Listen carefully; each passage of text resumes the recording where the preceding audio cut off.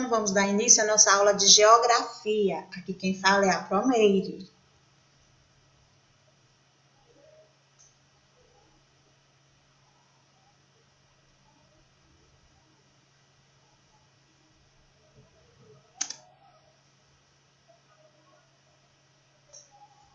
E hoje vamos falar sobre símbolos nas representações cartográficas.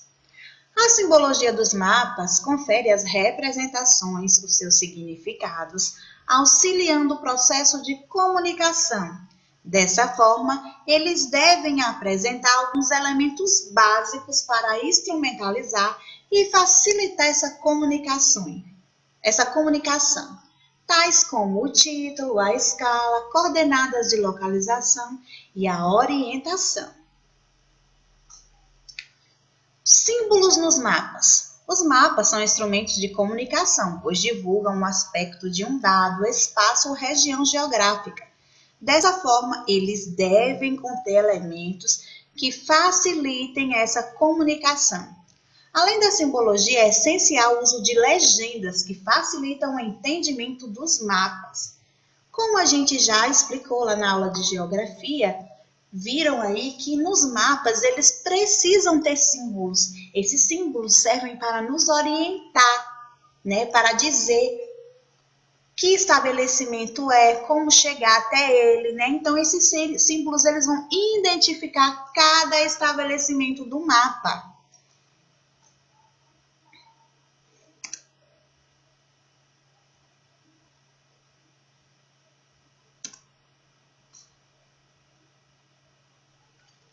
Você sabia? Para a elaboração de um mapa, deve seguir um padrão mínimo. Que a classificação da simbologia dos mapas, elas têm 3 tipos principais de legenda. Essas legendas são a linear, a pontual e a zonal. Vamos entender um pouquinho sobre elas. A pontual. Eles possuem a vantagem de representar a localização exata dos pontos indicados.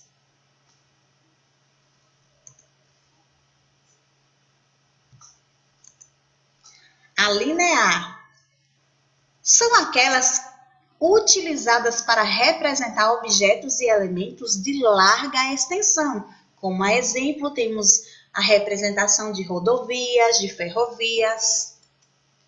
E nós temos a zonal, que são aquelas utilizadas para representar áreas inteiras ao longo de um mapa, com a extensão de um campo agrícola ou o espaço urbano na área de um mapa. Ela delimita, por exemplo, se queremos separar a zona rural da zona urbana no mapa da nossa cidade, nós vamos utilizar essa nomenclatura aí, zonal, porque vai estar indicando uma zona, no caso a zona rural e a zona urbana na área de um município, no caso da nossa cidade.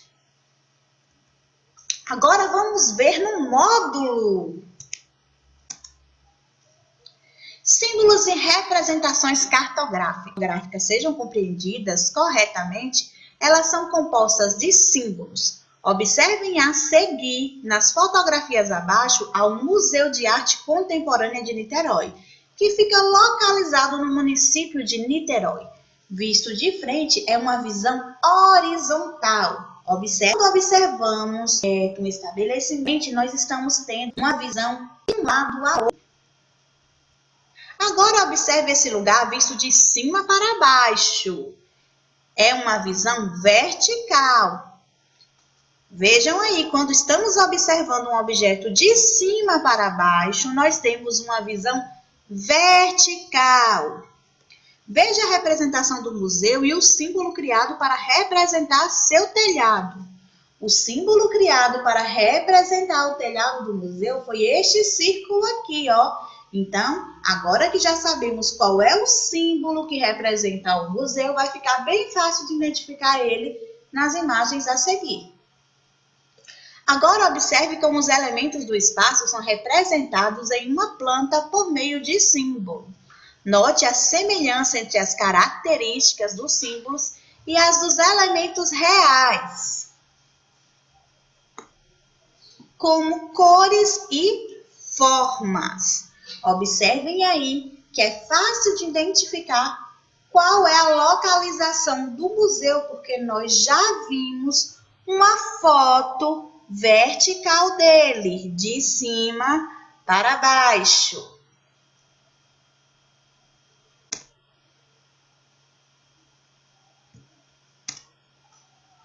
Agora, observem a planta desse bairro aí.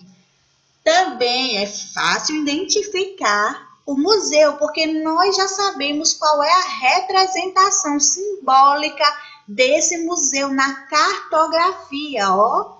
Fica fácil de identificar aonde ele está localizado. Perceba que o símbolo utilizado para representar as moradias tem formato similar ao do elemento real. Olha aí, as moradias foram representadas por um retângulo, que é para simbolizar os seus telhados. Já embaixo nós temos os símbolos das árvores e da grama. As árvores são representadas por círculos intercalados e a grama é representada por um retângulo com pontas arredondadas. Verifique também que os símbolos que representam as árvores e a grama apresentam formas e cores parecidas com suas características reais. Nas representações cartográficas, o significado dos símbolos e das cores é apresentado em uma legenda. A legenda auxilia o leitor na compreensão e na interpretação das informações. Vejam aí que em toda representação de planta, de mapa, precisa ter uma legenda. Essa legenda vai ter os símbolos e os seus significados. Nós temos aí uma legenda que vem falando sobre o símbolo da igreja, da rua, do calçamento, das árvores, de construções e da grama. E na seção jogo rápido, nós temos aí uma planta, né? E é para vocês criarem uma legenda que contemple suas características gerais. Facinho, é?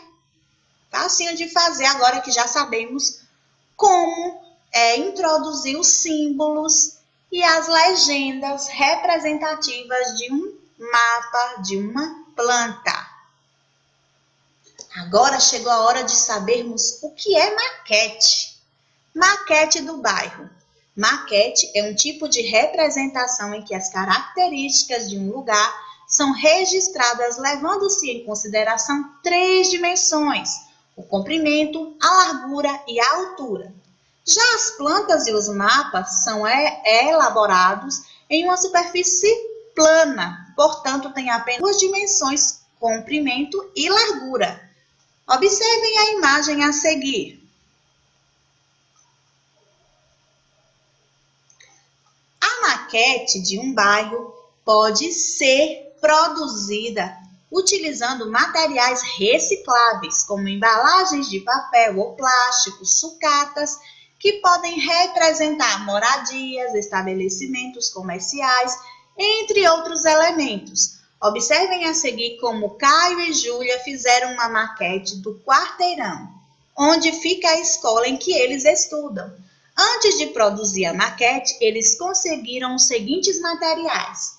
Vocês vão acompanhar em casa com o módulo de vocês aí, na página 11, no livro de Geografia, vem detalhado todos os materiais que Caio e Júlia utilizaram para a confecção de sua maquete. Lembrem-se que é fácil a gente construir uma maquete e de a gente obter materiais para essa construção. Basta que a gente utilize algumas caixas, tampinhas, tesoura, cola, lápis coloridos, canetinhas e os demais materiais que vocês encontrarem aí na casa de vocês. Aí vem o passo a passo. Primeiro, eles encaparam as caixas de papelão Em seguida, eles desenharam nelas as portas e as janelas das construções presentes no quarteirão da escola. Depois, eles traçaram na base do papelão, que também estava encapado com papel branco, as ruas do quarteirão. Depois, eles colocaram na base de papelão as caixas que representam as construções presentes no quarteirão da escola. E depois, eles utilizaram caixas de fósforo para representar os automóveis. Também utilizaram tampinhas de garrafa PET para representar a praça que existe em frente à escola.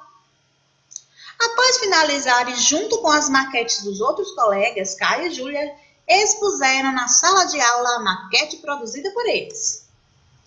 Agora chegou a sua vez. É claro que a nossa sessão de desafio não é igual à do livro, pois estamos vivendo em momentos diferentes. Essa maquete seria construída em sala de aula, mas como não podemos estar em sala de aula agora, cada um vai criar sua maquete aí na sua casa. Criem uma maquete de sua rua, destacando sua casa, os pontos de referência, o nome da rua. Após a criação, vocês vão fazer um vídeo de apresentação do seu trabalho. Esse vídeo deve conter todos os elementos explicados por vocês. Vocês vão enviar até o dia 17/8 para que a Pro possa montar as apresentações.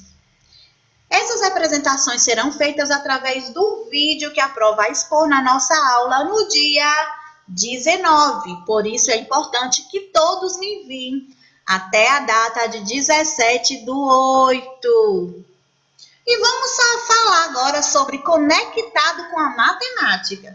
Vocês sabiam que a geografia precisa estar conectada, interligada junto com a matemática? Não sabiam, né? Pois é. Para construir maquetes é preciso ter uma boa noção de proporção. Afinal, a representação de um carro não pode ter o mesmo tamanho que a representação de uma casa, não é mesmo? Quando vemos casas e prédios, podemos perceber pela nossa observação que o tamanho de um carro é menor que de uma casa. Um prédio é maior que uma casa. A ideia de proporção é trabalhada na disciplina de matemática. No estudo da igualdade, a proporção também é estudada nas artes, pois os pintores e escultores devem ter boas noções de proporção entre os elementos para deixar suas obras realistas.